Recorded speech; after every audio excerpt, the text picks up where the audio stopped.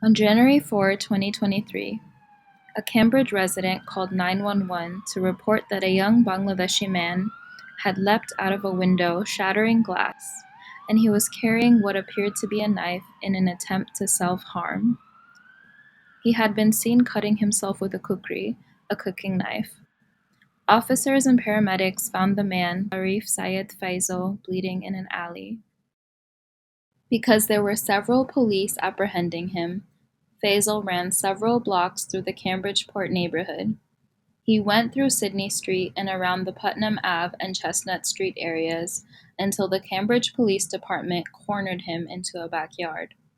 After commanding him to drop the household cooking object they deemed as a weapon, police fired several sponge bullet rounds at him. Sponge rounds are intended to be shot over long distances and only at the lower body extremities. When used from afar, sponge rounds can cause massive black and blue bruises, but when shot at a close distance, they can easily stop a heart or break a skull. The large sponge bullets can be incredibly scary and paralyzing to the body. Yet Arif Syed Faisal walked towards the police with a possible attempt to hand over the weapon. He was then shot dead by Officer Liam McMahon with 6 bullets to the body. He then bled to death at Mass General Hospital.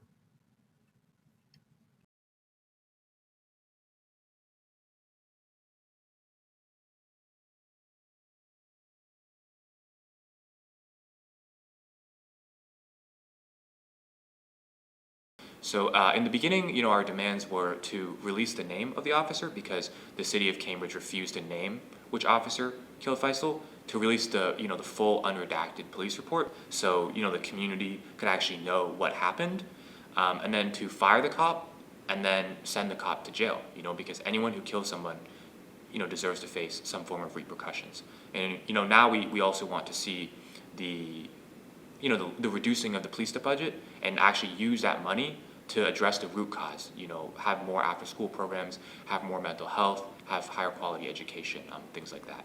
I think in this murder, there's inherently a few different dynamics that come out. One is the issue of ableism, where folks who are navigating crisis or who are navigating, moments of distress, particularly in public, are immediately seen as threats and criminalized when in fact they really need support and care and presence. And there's also, the aspect of race. So Faisal was like a young Bangladeshi man.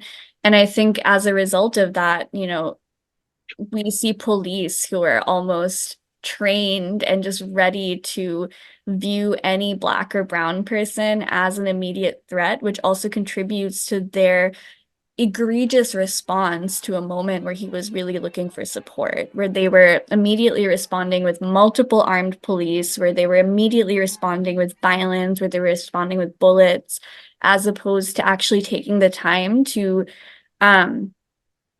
really be able to support him in that moment. And I would also say, like, the police are not trained or even expected to be able to support people in these moments because they're just primed to see our communities as threats that should not be, navigating public life in the way that we often do. When one has adrenaline rushing due to fear and stress, as Faisal experienced once being surrounded by multiple armed police pointing weapons at him, it blocks the prefrontal cortex, preventing the individual from operating pragmatically in life or death situations. This is why Faisal activated his fawn, fight, and flight reactions. The role of the police is not to kill, it is to de-escalate emergency situations. So why did Faisal have to die simply due to a self-harm crisis call? Cambridge is framed as this really progressive, diverse city, which, you know, it has a very multinational population, a very large Black, South Asian, working class population in this city. But it's also a very unequal city. It's a very segregated city. And we see that most instances of police violence in this city are concentrated in neighborhoods with a large Black and South Asian population, which is, exactly the case with someone like Faisal, who is an immigrant from Bangladesh and was targeted. He would not have received the same treatment if he wasn't like a South Asian man. So there's definitely an aspect of this where the police are not, treating everyone equally.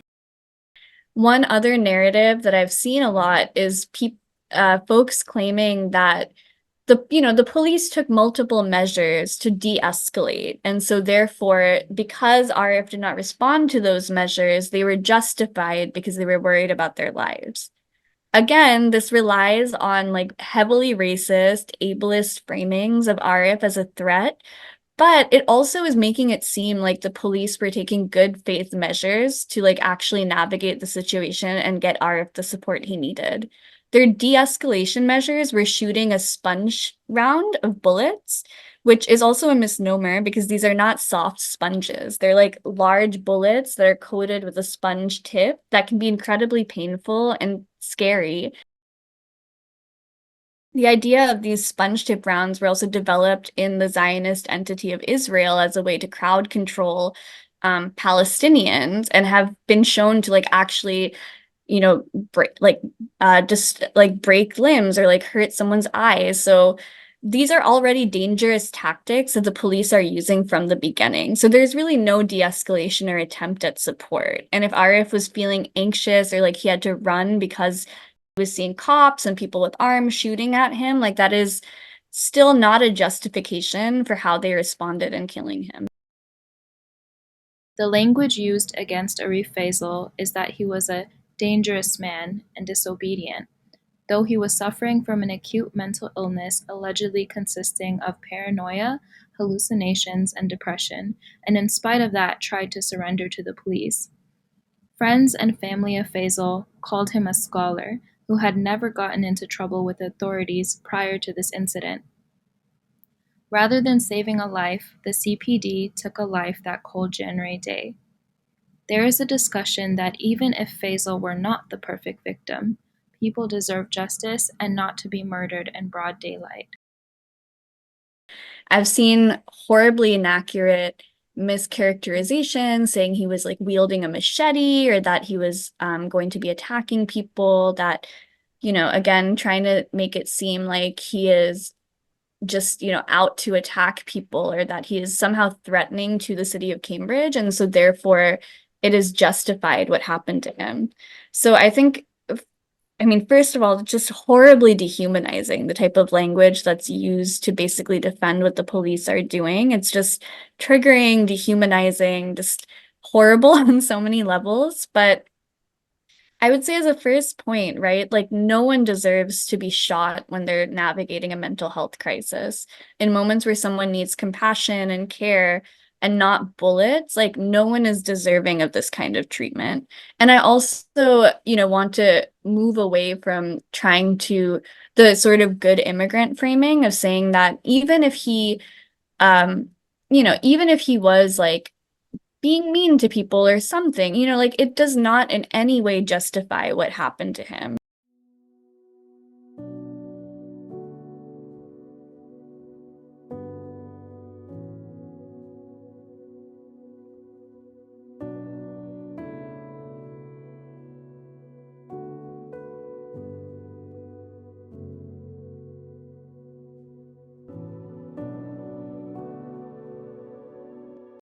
Yeah, there's so much that the city can do because the city of Cambridge has a budget of nearly $1 billion. Everything is facing austerity cuts, and the only thing that never gets cut is the police budget. It's raised year after year after year. So really the possibility for what could be done with that money is is, sky high.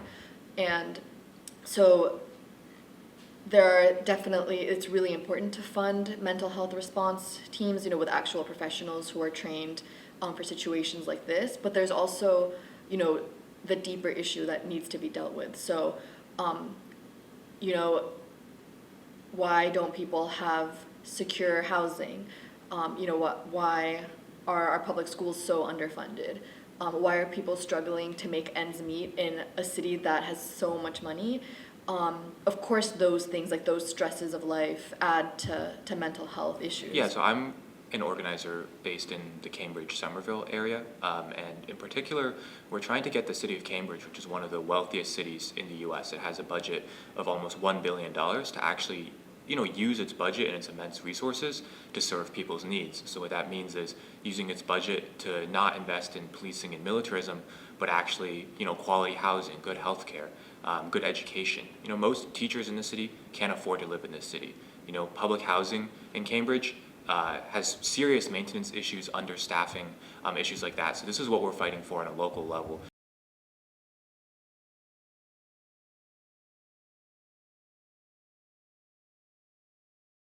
The city of Cambridge, the state of Massachusetts, has declared that it's not a crime to kill a young man in broad daylight who's going through a mental health crisis because, several armed police officers felt that they were in danger. And I think that's very ridiculous. If, what is the point of spending almost $80 million on a police department when, several officers can't even safely deal with a young man experiencing a mental health crisis? It's an absurd justification for killing someone. If anyone else used that justification in their job to say they killed someone because they were afraid, they would be fired immediately, they would be prosecuted, but law enforcement in this country is able to behave with just complete impunity. Here in Cambridge, we have a really large South Asian community, a large Black community, working class people who are the ones who are over-policed.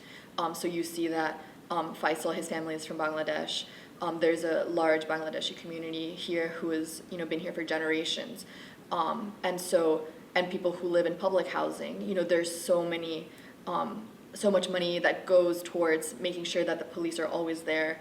And so this is why you see these killings happen in these communities, that instead of funding adequate housing, funding people's needs, that money goes towards the police. I mean, Cambridge is an extremely, extremely wealthy city. It not only has a budget of almost $1 billion, but it also has $200 million in what the city calls free cash. So money it can spend, when it wants on issues that, affect people. Why aren't there quality after-school programs for kids in the city, especially those who live in CHH housing? Why do the teachers have to, organize and fight and, threaten to strike in order to get paid a living wage? As I mentioned, there are a lot of maintenance issues in Cambridge public housing that the city hasn't addressed. The city could, improve the quality of childcare. Childcare is almost $2,000 a month in the city. There's so many issues that the city should be using its money on that it's just not. The investigation, led by Judge John Coffey, reported that the killing of Faisal was justified. At the moment that Officer McMahon fired his weapon, a reasonable law enforcement officer in the same position would reasonably believe that he, along with his fellow officers and others, were in imminent danger of being seriously injured or killed. Therefore, the court finds that the fatal shooting of Syed Faisal on January 4, 2023 was justified and does not constitute a criminal act, the report read.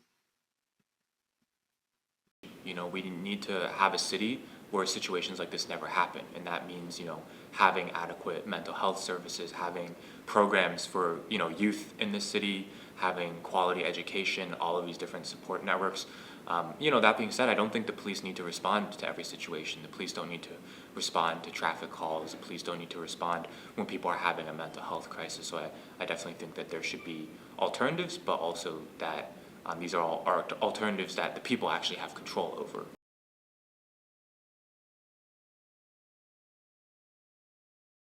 I think the police are really the go-to for responding to any kind of emergency. It doesn't matter what kind. People, are trained ever since we're kids to just call 911 for anything, even something minor that is happening. And so what happens is you get, police officers who are armed who show up at the scene, even if another kind of professional would be much more helpful. So someone like a mental health professional would be better suited to the kind of emergency like the one that Faisal was experiencing. The city wasn't responding. There was no information given to the community. We started with the first demand being to name the officers, to say who was responsible for actually committing his murder. And the city dragged its feet for a really long time on even that very basic demand. So we said we want to not only name the officers, but we want them fired, we want them prosecuted to the fullest extent of the law.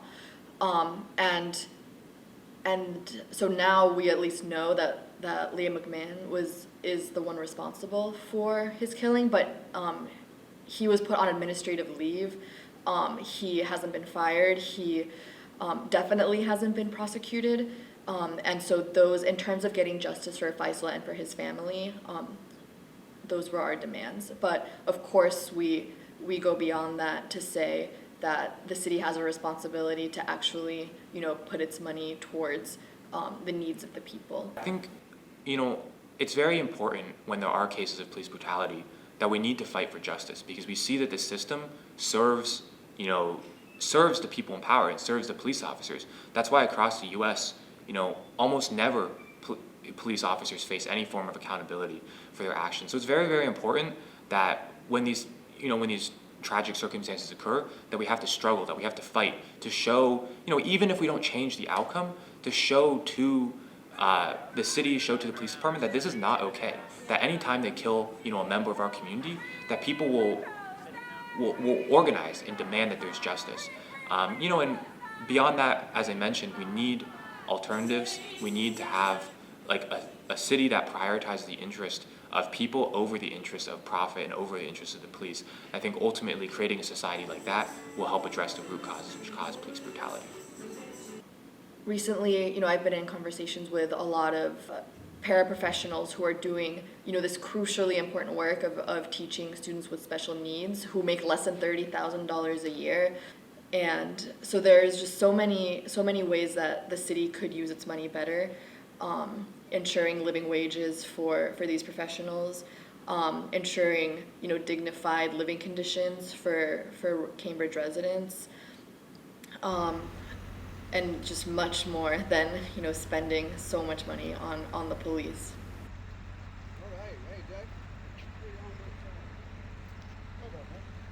Not only was the police response, very disproportionate to the situation, and I think can be attributed to the fact that, Faisal is South Asian and Muslim, but, also the campaign afterwards to demonize Faisal in the media, to portray him as a violent young man, when in reality, we know he was a loved community member who was, loved by his teachers, by his family, by his friends. This demonization effort used racist tropes to sort of portray him as someone who was a danger to the community, when really that's not the case at all. And I think everyone knows that that's not the case. I think that the way to actually make these changes, because unfortunately, the city manager, the city council, these officials are never going to make change, for the actual people, for the residents, for the workers, out of the goodness of their hearts. It's going to have to come from us organizing together, coming together to demand that they meet our needs. We saw that, I think, really clearly with the fight for the ceasefire resolution. It showed that the people of Cambridge really do stand with Palestine, really are willing to fight to make our representatives listen to us. And so it's gonna be the same thing for issues like fighting police brutality, fighting for living wages for those of us who are Cambridge workers, fighting for better living conditions for those of us who are residents here. It's going to take all of us standing together and really, really showing our power. The police budget is $78 million, and the Cambridge Police Commissioner makes $276,000 a year.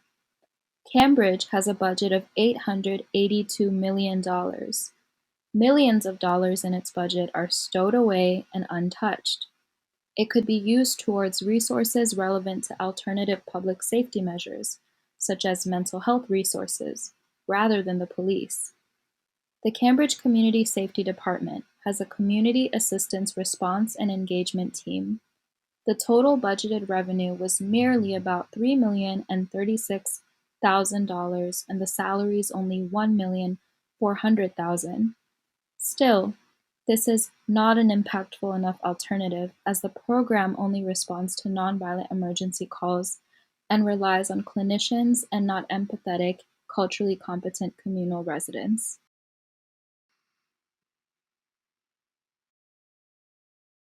Cambridge Holistic Emergency Alternative Response Team, HART, is a community-led public safety program that can respond to the immediate needs of people in conflict during the time of crisis. The program can deploy HART responders for crisis calls, including for those with mental illness and/or substance use disorders in public spaces and homes. It is an alternative for relying on armed police who are likely to respond with violent force, leading to fatalities. Rather than reaching out to police for help during a mental health crisis such as a self-harm situation or suicide attempt, one can reach out to Cambridge HART. HART responders are trained to speak to people in mental health crises in caring and compassionate ways. Clinicians, social workers, and police are not involved as they may exacerbate the issues experienced by those in a crisis. They also do not turn away care to underserved populations, such as that of the undocumented. Due to lack of funding, Cambridge HART only can take non-emergency calls.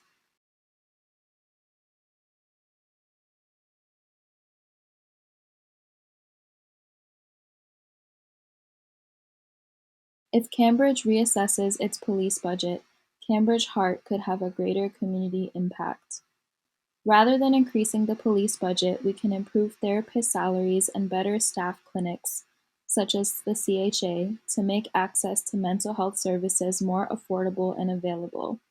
We can improve rent and housing, employment, after-school programs, education initiatives, and more to reduce poverty and to improve the mental health of Cambridge residents as preventative measures to such tragedies. Overall, we need compassionate care and to re-evaluate Cambridge's police and community budget.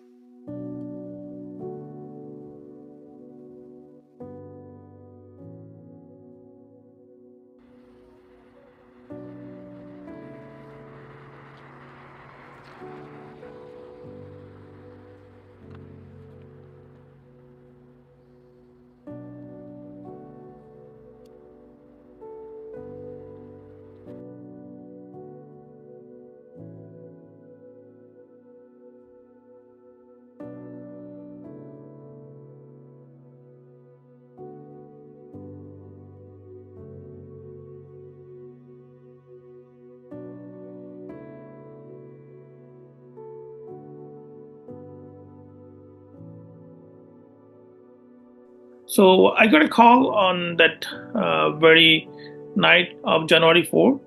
I just came from Canada the other day and I went to New Hampshire for my business trip. And I got a call. It says one of the Bangladeshi brother was shot by a cop.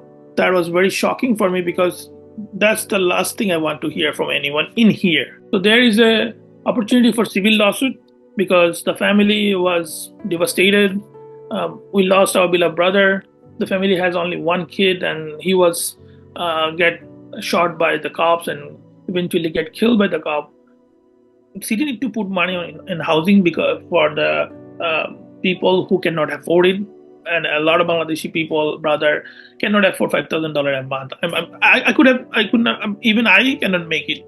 So I believe city need to invest their money properly and invest money on housing, invest money on food rationing, invest money on mental health crisis.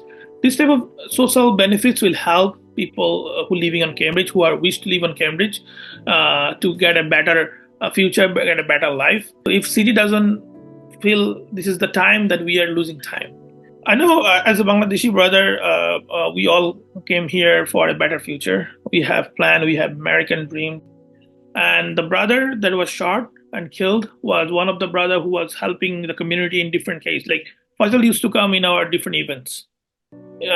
He was a very bright kid. He used to go all our sports event, cultural event. He was a very peace-minding kid, very young kid, and very bright kid. He used to go help everyone. Like in our protest, some of his professors showed up and they told us how helpful he was in the classroom. He was helping everyone. Many have heard the name Arif Sayed Faisal, but those who really knew him knew of the beautiful soul that lay within. He was the lifeblood and vitality of the Cambridge and Somerville communities. He lived in Cambridge and attended Somerville High School. His playful nature, humility, and laughter was contagious to those around him.